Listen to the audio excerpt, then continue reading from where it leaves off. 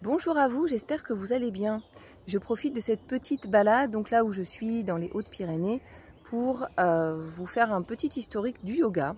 En tout cas, ce que j'en sais et ce que j'ai envie d'en dire aujourd'hui, évidemment, il y aurait plein d'autres choses à dire. Je vais essayer de vous faire un petit résumé, juste pour vous aider éventuellement à vous positionner, à comprendre, à appréhender peut-être différemment le yoga. Donc, les premiers textes de ce qu'on appelle les Védas étaient plutôt des textes philosophiques sur comment est né le monde et comment être un meilleur humain. Donc, on pense que les premiers textes des Védas datent du XVe siècle avant Jésus-Christ. Et ceux qu'on connaît un peu mieux, comme l'Upanishad, datent du 5e siècle avant Jésus-Christ. Pour vous donner un petit peu un ordre d'idée. À cette époque-là, on ne parle pas vraiment de posture, de travail sur le corps, mais vraiment de spiritualité, de philosophie, etc. Donc les textes des Upanishads sont parfois assez énigmatiques. Voilà, donc c'est intéressant de le lire par soi-même pour se faire une idée vraiment des débuts du yoga, des premiers textes du yoga. Ces textes ont été récupérés fin du 19e siècle par un monsieur, un indien qui s'appelait Krishnamacharya et qui à partir de ces textes a créé différents types de yoga dans l'idée d'adapter le yoga pour le monde actuel, pour les êtres humains du monde actuel qui sont souvent dans un rythme effréné, qui ont vraiment besoin d'un retour à soi avec toutes ces nouvelles technologies qui s'accélèrent, où parfois on perd le rythme simple de la nature, le rythme simple de l'humain également. Donc à force de nous dépasser, on a besoin d'avoir des pratiques ressourçantes. D'où l'idée d'aller rechercher des textes et de les adapter, puisque l'humain du XVe siècle avant Jésus-Christ n'a pas les mêmes défis, même s'il y a des choses qui se regroupent toujours, que l'être humain actuel. Donc Krishnamacharya a créé différents types de yoga et il a eu comme descendance ses neveux, ses adeptes. On compte notamment Pattabhi Jois qui a créé l'Ashtanga Yoga, qui est un yoga très physique, très exigeant, où il y a notamment aussi une partie spirituelle avec de la méditation et des prières, des mantras. Des petits chants en fait de paroles divines, de dévotion on va dire. Donc pour la petite anecdote, dans le film Souffle des dieux, on apprend que Pattabhi Jois a été convoqué par le Maharaja et le Maharaja lui aurait demandé de créer un yoga capable d'entraîner son armée. Pour vous dire un petit peu d'où vient la rigueur du yoga Ashtanga, parce qu'à la base, il était censé donc entraîner l'armée du Maharaja. C'était donc un yoga militaire. Vous voyez un peu le truc. Ensuite, dans les neveux de Krishnamacharya, on compte également Bhikkhas Iyengar, qui lui était un peu plus fragile, qui s'est souvent blessé à force de faire un yoga qui était très démonstratif, puisqu'on leur demandait de rester pendant des heures dans des postures assez incroyable, puisque leur objectif c'était d'épater le monde occidental, mais le monde, pour dire voilà ce qu'on peut faire avec le yoga. Donc c'était pas spécialement une pratique intériorisée, c'était plutôt une pratique de démonstration. Mais de son expérience et de son vécu de ce type de yoga, Bhikkhas Iyengar a créé un yoga plus thérapeutique, où il vient décortiquer phase par phase, où il utilise beaucoup des supports, pour amener plus de douceur et plus d'adaptation à chacun. Et il existe dans le monde différents centres de yoga Iyengar qui sont vraiment destinés à de la rééducation très puissante, assez impressionnante. Je vous passe toute une partie de l'histoire du yoga pour revenir à une époque plus récente. Donc aujourd'hui, il existe plein de types de yoga. Le yoga Bikram, où on est dans la chaleur. Le yin yoga, qui est né dans les années 2002. Donc qui est un yoga où on reste 3-5 minutes dans des postures passives, qui est vraiment très méditatif, qui est un croisement entre du coup le yoga qui est d'origine indienne et avec la philosophie chinoise, avec le yin et le yang. Et on a aussi développé d'autres types de yoga thérapie. Donc ça, c'est quelque chose qui me fascine, moi, le croisement entre le yoga traditionnel et le yoga vu par la science. Moi, ça me fascine. Donc dans les textes anciens, on explique déjà des effets, on a retrouvé des textes en fait sur des effets, des postures. Donc on a remarqué que quand on imite tel animal, il se passe ça dans le corps, ça a tel effet sur l'esprit. Quand on imite les arbres, les végétaux, etc., ben, voilà, ça nous apporte de la stabilité, comme si on arrivait à s'identifier à l'arbre, et que ça agit profondément sur notre mental, et donc sur notre ancrage. Donc tout ça, ça avait déjà été étudié, même sans le regard scientifique. Ça avait déjà été deviné, on va dire. Actuellement, on compte plus de 4000 études scientifiques sur les effets du yoga. Au niveau corporel, donc au niveau de la santé, par rapport à différentes thématiques de santé, que ça va donc des problèmes de stress, d'angoisse, d'anxiété, de sommeil, aux problèmes de douleurs chroniques, l'arthrose, les problèmes de digestion, problèmes hormonaux, mais ça va également au niveau des problèmes cardiaques, au niveau des cancers, etc. Donc tout ça a vraiment été étudié. Donc quand on dit yoga thérapie, c'est pas juste pour dire je vous promets que vous allez guérir avec le yoga thérapie. Non, c'est juste qu'on a étudié vraiment scientifiquement que telle posture avait tel effet sur l'organisme ou sur le mental. Et voilà, après, il y a une question de régularité, de comment on fait les postures, de s'écouter en fonction de notre état. Est-ce qu'aujourd'hui c'est bien que je fasse ça ou pas? Parce que tout ce qui peut nous soigner peut également empirer notre état si on ne le fait pas d'une bonne manière. Et ça n'est pas toujours facile, et c'est vraiment beaucoup, moi, l'objet de mon enseignement, c'est de développer notre ressenti, bien se connaître, ce qui n'est jamais acquis totalement.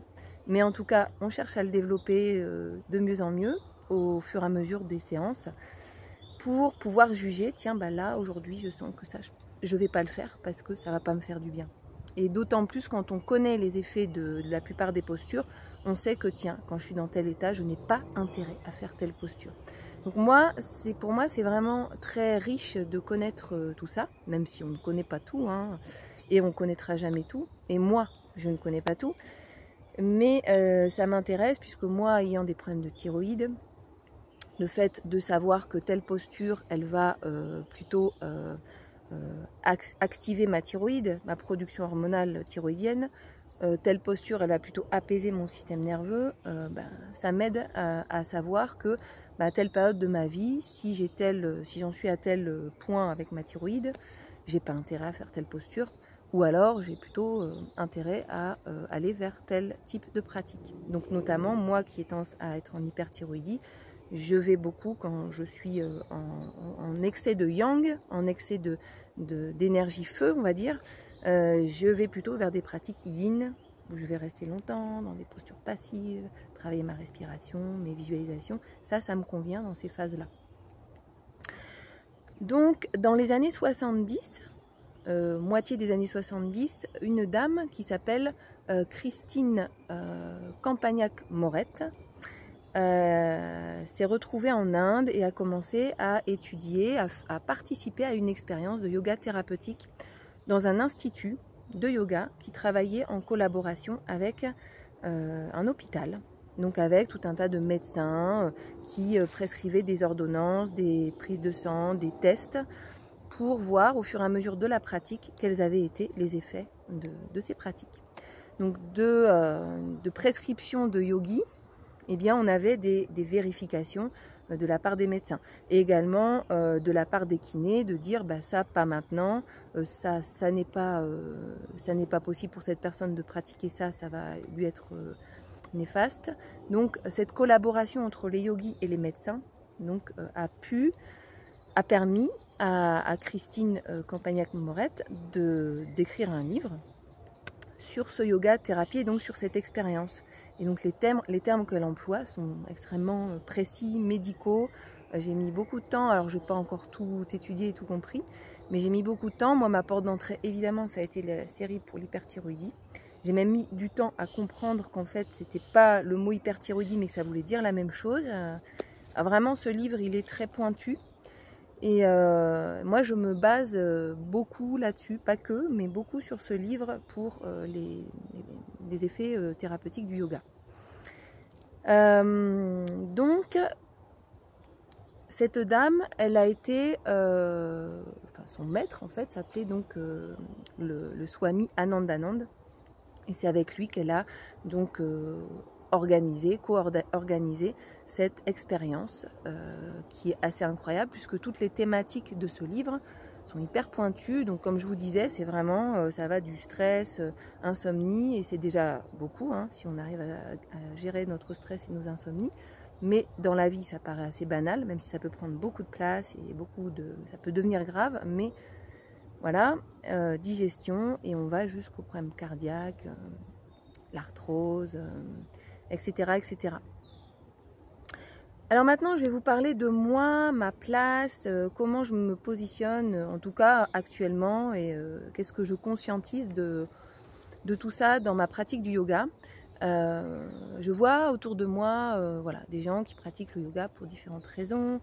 Parfois, ça vient d'une volonté simplement de travailler sur le corps, et qui est déjà beaucoup, de travailler sur la respiration, donc sur notre résistance, et c'est déjà beaucoup. Souvent, cette porte d'entrée peut amener à autre chose, ou pas. Et des gens aussi qui vont vers le yoga vraiment plus pour la partie spirituelle, comme donc toutes les pratiques de Kundalini Yoga, mais d'autres encore que je ne vais pas tous citer ici. Et puis d'autres pratiques comme par exemple les écoles Shivananda proposent à la fois du pranayama, de la respiration, beaucoup de spirituel avec les chants de mantras et tout ça, les études des textes védiques, etc. Mais également un grand travail sur le corps. Donc tout ça vraiment lié. Il y a vraiment une volonté de relier toutes les dimensions du yoga. Et donc aussi sensibiliser les gens au fait que le yoga, c'est pas que sur le tapis, c'est pas que pendant la séance, mais c'est aussi toute la vie qui change en fait, puisque quand on se respecte soi, quand on se promet, on se fait cette promesse à soi-même, on prend cette décision de mieux se respecter, et bien en fait, c'est pas juste sur le tapis, c'est qu'est-ce que je mange, qu'est-ce que je pense, qui je fréquente, qu'est-ce que je fais de mes journées, comment je me détends, comment je me défoule, etc. Dans quoi je mets mon énergie dans ma vie de manière générale. Donc moi, ça m'a littéralement changé ma vie. Et pour autant, pour moi, il y a vraiment l'aspect spirituel, travail sur mes valeurs, travail sur qui je suis, travail sur qu'est-ce que je viens faire dans ce monde. Ça a été vraiment pour moi, je pense, peut-être le plus gros travail. Enfin, en tout cas, il a pris beaucoup de place. Et en même temps, moi, ce qui me passionne le plus, ce sur quoi je me focalise le plus, c'est l'aspect scientifique, ce qui peut paraître peut-être contradictoire à votre appréciation, à votre libre appréciation. Donc moi, je suis très préoccupée de quel exercice faire en fonction de mon état et en fonction de l'état de mes élèves. Puisque, je vais vous raconter ma petite anecdote personnelle qui a été très décisive pour moi. C'est-à-dire qu'à un moment donné où j'étais en hyperthyroïdie, donc tachycardie, malaise, ça dure 3 mois quand je suis dans ces crises-là, je suis très très mal. Donc la seule chose qui me soulage, c'est d'écouter des méditations guidées toute la journée, voilà. Et tous les matins, donc au début de cette crise, je continuais à faire ma salutation au soleil, qui est une pratique qui réveille le corps, qui réveille les énergies du corps. Et en fait, j'ai mis quand même 15 jours pour vous dire comment on est beaucoup dans notre tête, en fait, pour m'apercevoir qu'en fait, ça ne me faisait pas du tout de bien. Mais j'avais tellement identifié la salutation au soleil à quelque chose de positif, au fait que je me prends en charge. C'est-à-dire que tous les matins, je continue à faire quelque chose pour ma santé, pour aller mieux, je ne me laisse pas aller, que je continuais. Puis je n'avais pas trop d'autres idées de ce que je pouvais faire le matin pour aller bien. Et donc au bout de 15 jours, j'ai compris tout ça, j'ai ressorti ce vieux livre que j'avais dans mes cartons de Christine Campagnac-Morette, et je me suis rendu compte qu'en fait il y avait dedans une série pour l'hyperthyroïdie. J'ai commencé à la faire et dès que j'ai fait, surtout certaines postures, dès le départ j'ai ressenti un soulagement que je souhaite à toutes les personnes qui ont des problèmes de thyroïde et qui ont d'ailleurs tout problème de santé. C'était tellement incroyable que je suis tombée en passion pour ce livre, et du coup j'ai voulu étudier beaucoup voilà, ce livre et comprendre les mots complexes. Bon, je ne comprends pas encore tout, mais en tout cas je suis capable de réutiliser, voilà, d'utiliser pas mal de choses de ce livre, pas mal de données, pas mal d'informations. Voilà, donc vous comprenez peut-être un petit peu mieux mon obsession pour l'idée de comprendre. On le sent, mais il y a des choses on ne les sent pas tout de suite en fait. On n'est pas assez dans notre corps, assez dans notre ressenti pour vraiment se dire ah oui, là quand je fais ça, ça ralentit mon rythme cardiaque. Ben non, moi il a fallu que je lise sur le livre pour pouvoir vraiment le sentir au moment où je le faisais. Et maintenant je le sens. Et plus je le regarde sur le livre, plus je conscientise, plus je mémorise ce que me dit le livre sur les effets des postures, et plus je les ressens. Donc il y a un effet aussi auto-hypnotique. On s'auto-hypnotise en fait. Je prends connaissance des effets de cette posture et elles ont encore plus d'effets sur moi. Et je les fais en conscience. Je ne suis plus dans l'impatience de me dire allez vite, prochaine posture. Je vis pleinement ma posture et elle m'est encore plus bénéfique. Parce que je la vis comme un médicament, vraiment, dans cette conscience-là. Donc voilà. Donc le yoga, moi, je ne peux pas vous résumer ici dans cette vidéo ce que ça m'apporte, parce que ça m'a changé la vie et je pars de loin, vraiment, avec mon stress, avec mon corps. Parce que quand on est stressé, quand on a une thyroïde qui fait des yo-yo, qui n'est pas du tout stable, en fait, ça va engager, enfin ça va entraîner des douleurs dans le corps, des choses qu'on n'explique pas trop, des inconforts, parfois des malaises, un manque d'équilibre, voilà, des choses qui sont récurrentes, qui sont quotidiennes, des insomnies, etc., qui sont très désagréables, qui peuvent vraiment occuper toute la place dans la vie. Et autant la médecine propose des solutions pour équilibrer les hormones, qui ne sont pas forcément satisfaisantes non plus, puisque c'est très difficile en fait d'équilibrer les hormones thyroïdiennes. Mais la médecine conventionnelle actuelle ne propose aucune solution pour atténuer les symptômes. Et même, voilà, même ce qu'elle est censée faire, c'est-à-dire agir sur les hormones, c'est discutable en fait. Et certaines personnes sont sous traitement. Au niveau de la prise de sang, tout est normal, et en fait, elles continuent à ressentir les mêmes symptômes. Et on leur dit, mais non, c'est dans votre tête. Donc moi, tout ça me génère une énergie, ça me fait énormément réagir. Et je ressens de l'injustice, beaucoup d'injustice, parce qu'on n'a pas le droit, en fait, de dire à quelqu'un, c'est dans ta tête, quoi. Enfin, je veux dire, chacun, si on va voir son médecin, alors peut-être quelques personnes sont hypocondriaques ou inventent des choses pour pas aller bosser, ok, il doit certainement y en avoir, mais là on est très nombreux, très nombreuses, c'est beaucoup comme des femmes qui ont des problèmes de thyroïde, mais pas que, mais bon. Voilà, et d'entendre dire, bah, c'est pas possible en fait, ta prise de sang elle est bonne, donc c'est pas possible. Donc la solution c'est quoi? Bah, la solution c'est toutes les pratiques de bien-être. Et pour moi, je vous parle de moi, celle qui a vraiment, celle qui fonctionne le mieux sur moi et qui me plaît en fait, que je pratique avec plaisir, c'est le yoga. Voilà. Également le douyin avec les automassages qui complètent mes pratiques de yoga. Voilà ce que je voulais vous partager, donc un peu l'histoire du yoga et moi, avec mon gros ego, Anaïs, comment je me situe dans toutes ces dimensions du yoga et avec toutes mes contradictions aussi, puisque c'est fou que je m'intéresse énormément à l'aspect scientifique du yoga, alors que le spirituel est très présent dans ma vie aussi. Et dans mes cours, le spirituel va prendre une place un peu particulière, c'est-à-dire que c'est très pédagogique chez moi. Dans la philosophie du yoga, on dit que... Et chacun en pense ce qu'il veut, quoi. Jamais je n'impose vraiment cette vision qui me convient beaucoup sur plein de points. Vraiment des choses que j'avais ressenties intuitivement. Et enfin, j'ai l'impression vraiment que ça colle à ça colle à ma matrice personnelle. Je ne sais pas comment expliquer ça. Voilà, voilà. Donc j'espère que cette vidéo aura été intéressante pour vous. Je vous invite, si c'est le cas, à éventuellement la commenter pour faire vivre un petit peu ce groupe.